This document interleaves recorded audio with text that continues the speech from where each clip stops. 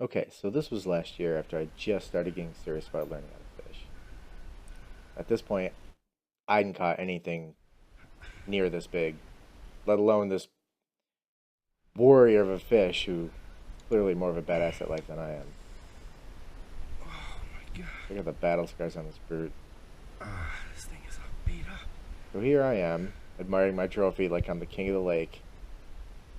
All the while, he's sizing me up. Look at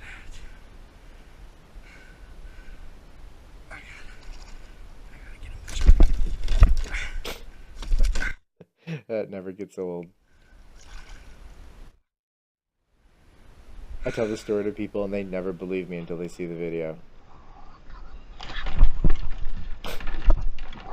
Thanks for watching, guys.